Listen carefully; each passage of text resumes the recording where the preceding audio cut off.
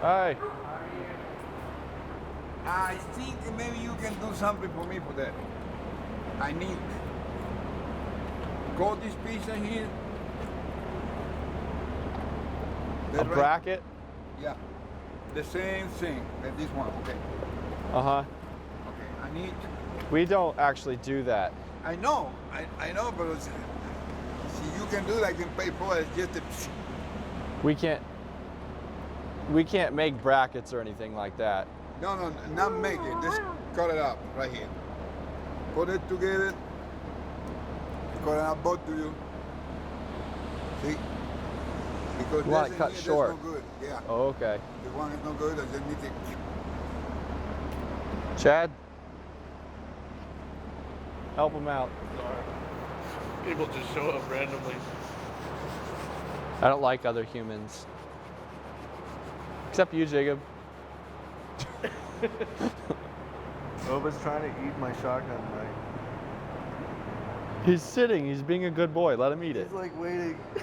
He's being a very good boy. You got to let him eat. Boba. You crazy dog. Food? Food? Eat? Eat? See? Food? Right here?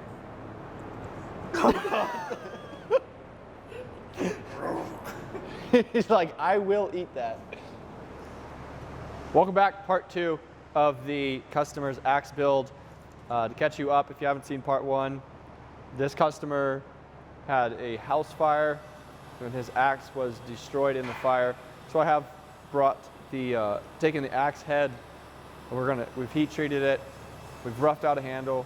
I'm going to be finishing this axe, restoring it, bringing it back from the dead, so he can keep this tool, because this isn't, all of my axes are heirloom tools, and I would hate to have him lose that. So I'm fixing it up for him. Fixing it up is just come out of the heat treat. Next step is to just clean up this axe head, because it's got oil and stuff on it.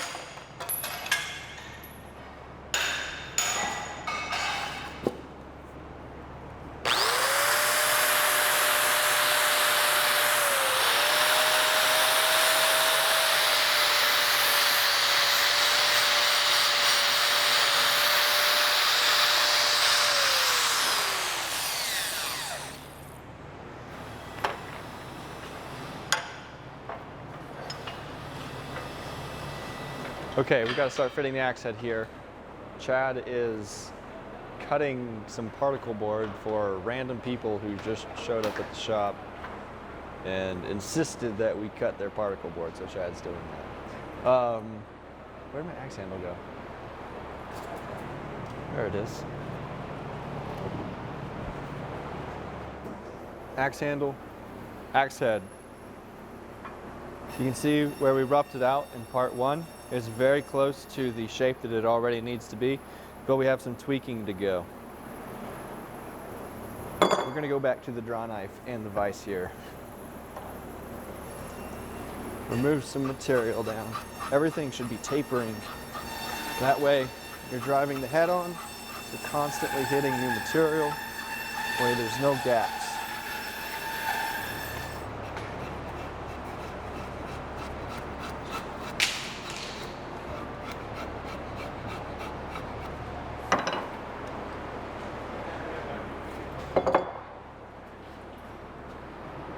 Happy customers.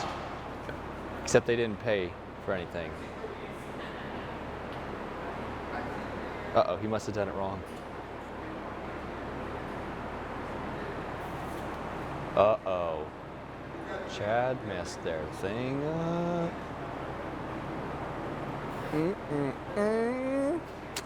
Gonna have to fire Chad. Why am I excited about that? I was like smiling when I said that. It's an exciting thing. It is an exciting thing. Who wouldn't want to fire my brother? Yeah, we don't have to be around Chad anymore. I like this. So I'm just removing a little bit of material, checking it. Gotta get that fit right. This drift, the eye in that axe is actually a different drift size than we use today. It's probably, I haven't used this drift in about a year, so it's not exactly what I'm used to. It's a little different, so it's going to take me a little bit longer to fit this. This eye is thinner and longer than our current eye, which is a little bit fatter and shorter. So, almost there. Dry knife is so cool because you can take off the finest shavings, or you can take off just big pieces of wood. So you got these cute little curly cues that you can take off, and with the same tool you can take off a chunk of wood like this. All right, so you can see that that is just, you know, barely fitting on there. That's what we want to get it started. We don't want a loose fit. So we'll get that started on there. If camera can make that out, you see inside there, there's no gaps on the top when we first start, which is what we want. And you can see we've got a nice gradual taper on the handle. So now we're going to start driving that head in. Now that we have this handle in here, just barely fitting in there, we're going to start driving it down. So leave the end of your axe handle flat like this until the very end of the process. That way you always have the ability to hammer down without breaking your handle. So, well, of course you also have to hit it square, so this takes a little bit of practice. I'm simply going to hold it straight up and down and start driving it. And you can feel when it gets tighter, should be able to feel that resistance, and that's when you should stop. When it starts feeling really tight, you shouldn't just try to hammer this thing all the way through, because it's going to be too tight. It'll break the wood, or it won't give you a chance to straighten the axe on the handle if it needs to be straightened, which is a pretty common thing that you have to do. All right, so 3 good hits. I think that was 3. And you can see, coming closer, we're about halfway through the axe head. Still a really good tight fit. And on the underside here, really nice fit all the way around. So after I've got this head starting to fit on the handle, I'm going to check for straightness. So I look down the end of the handle. Is it straight or is it not straight? So it is straight. I'm not going to make any markings to indicate what I need to adjust to it. I'm just going to keep doing what I'm doing and driving it down and hope that it stays straight.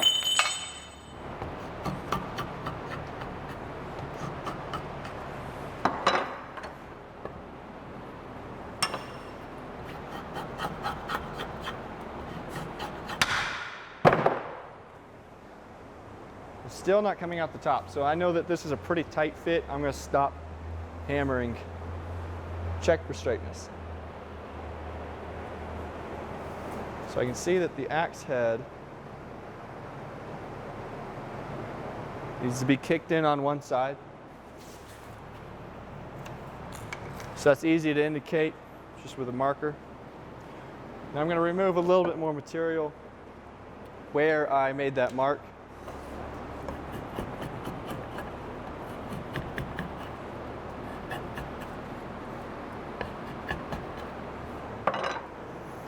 At this point, we are almost done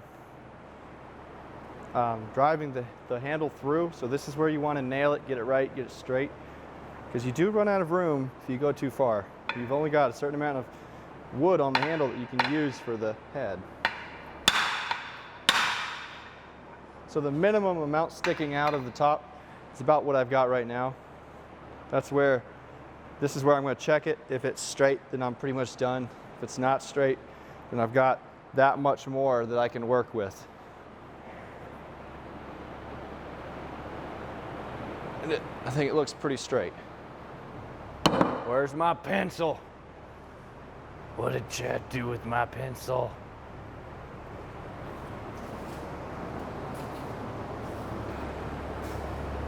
Ah. One little step that I do before taking the axe head off, now that it's in its final resting place, is mark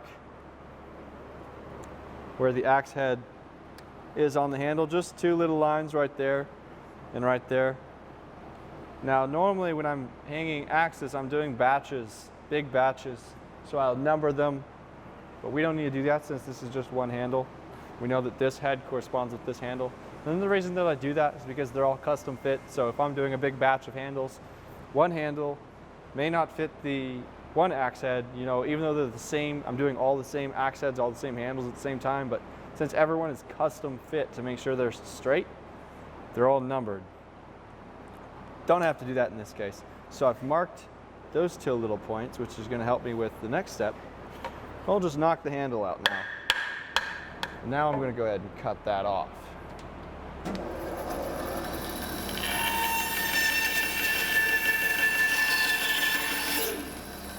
That's simple. Next thing to do on the bandsaw is cut the kerf for the wooden wedge. And I'm going to cut down close to where I marked with pencil. That helps me see when to stop. It's very important to get this straight. So I'll go in a little bit and check.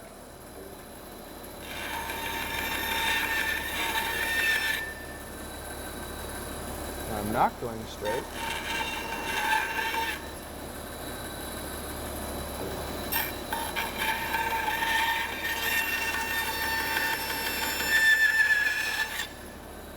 And now that I'm going straight, I just cut all the way down.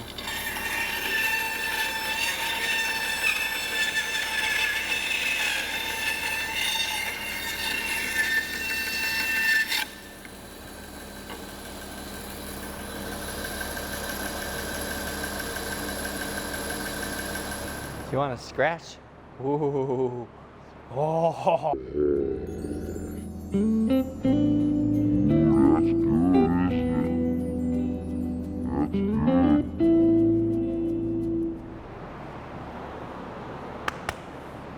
right.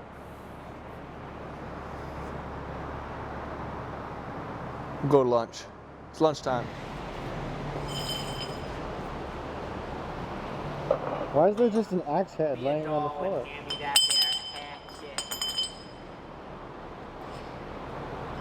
Ready? Yep. It has to land on the stick. Oh! Now that the handle's been fit, I need to shape this down because it's still thick, basically a piece of lumber at this point. So we're going to sculpt it down with a 24 grit belt.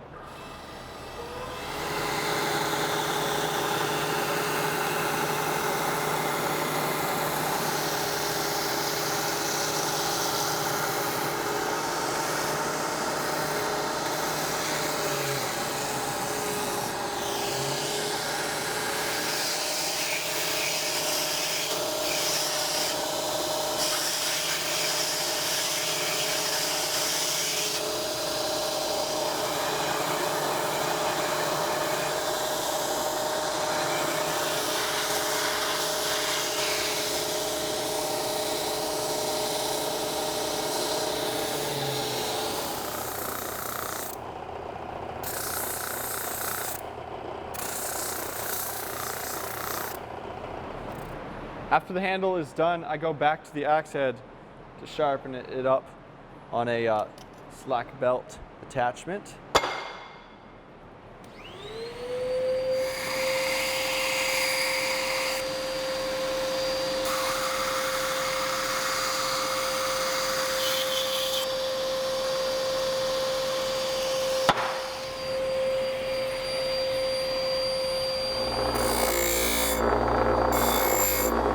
This thing is like super razor sharp now off the buffer.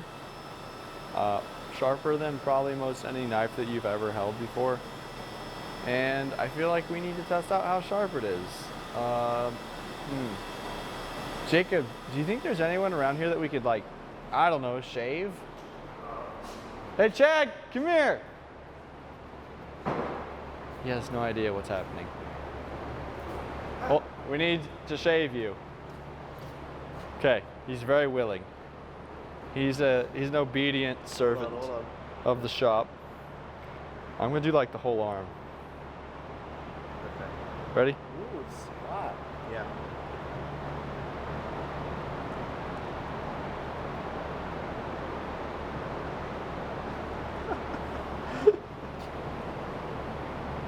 That's crazy.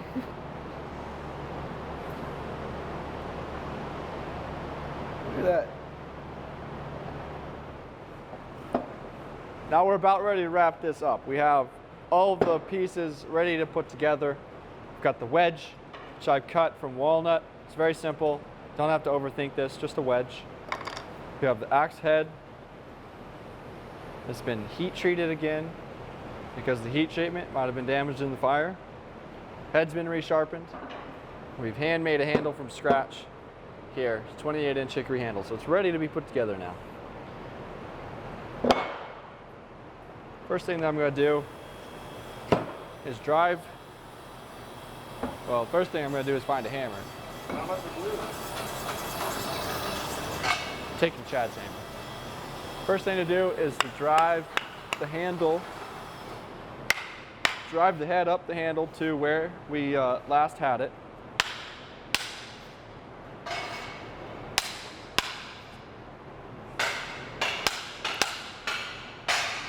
All right, now I'm going to check for straightness again, just to be sure, before I wedge this on here.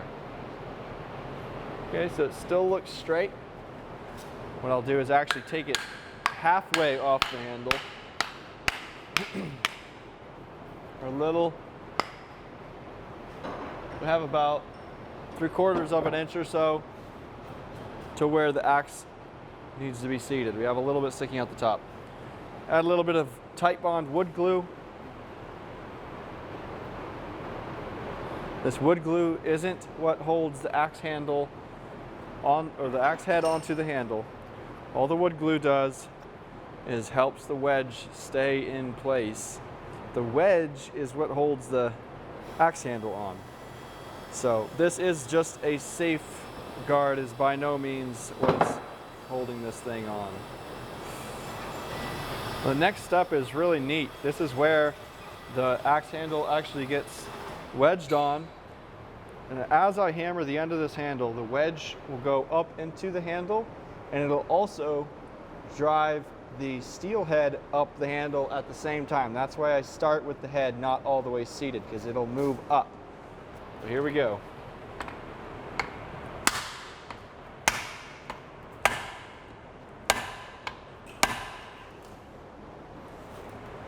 It's pretty tight.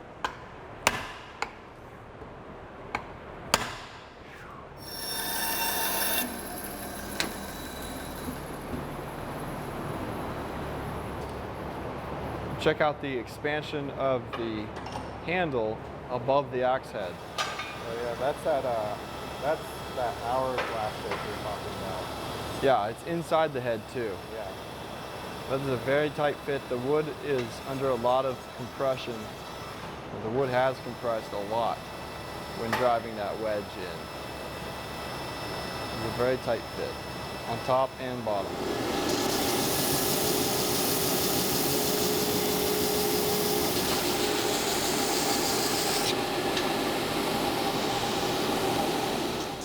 Now the very last step is, of course, to oil the handle. Oiling the handle is very important, and I feel like I should briefly talk about a very common myth, which is that you should soak an axe handle or axe head in water to swell the wood.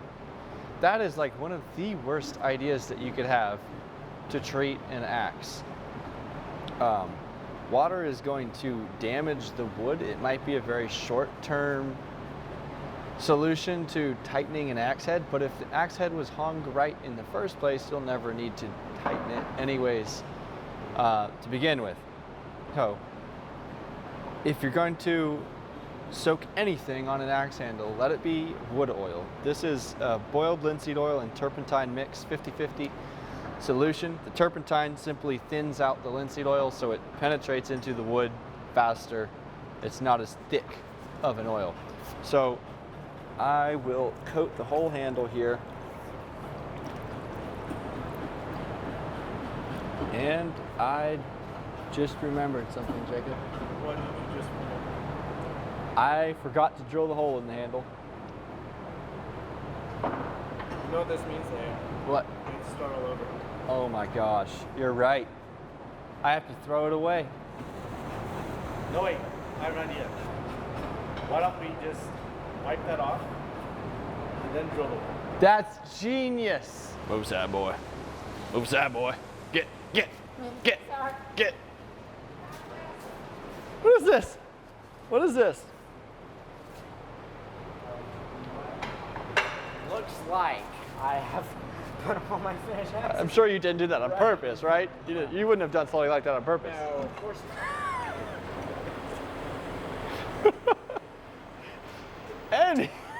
Take your time, Leo. Anyways, just gonna drill a hole here. This acts as a hole that you can put a lanyard through to hang the axe for storage or find a creative way to carry it.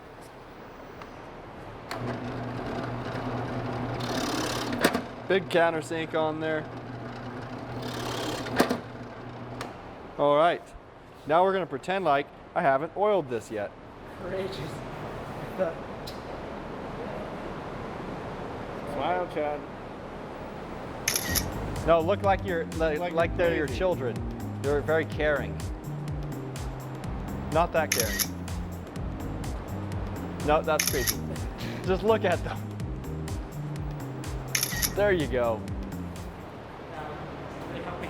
No, you're good. The most important part of the handle is going to be the ends, the bottom and the top, more specifically the top where the head is actually wedged in there. It's going to soak up a lot of oil into the end of the handle there. That will help preserve the wood from drying out and decaying, deteriorating. Once I have the axe in the oil, I typically let them soak for 24 hours, which is what these axes back here are actually doing.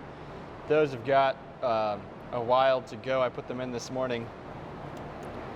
So after we end this video, I will put this axe back in the oil for overnight. Come back tomorrow sometime, and it'll be done. It'll be ready to ship out.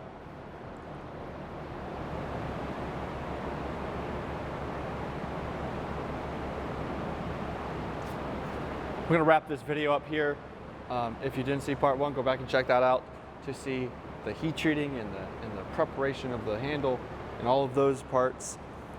I hope that I did a close enough job to the original piece. I think it's pretty much what he had before it got destroyed. So hopefully this can last him a very long time. He won't have to have it redone again. But I was happy to do it just because I know that if I had something like this get destroyed, I would be pretty unhappy about it as well. So be sure to turn the notification bell to get notified when we post new videos to see cool stuff like this in the future. And again, just a quick reminder, these shirts available for less than 2 more weeks before they're gone. LH logo made with axes, and on the back got the Hoffman Blacksmithing, established 2008 going on. So we have different colors, all different sizes. Go check that out. That helps us keep making videos. So we appreciate it, and we'll see you in the next one. You gotta flip it? I'm not gonna flip this. What? Come on, that's exactly What if I just flipped it and it stuck into the ceiling? And then we just left it, and then one day it decided to fall on Chad.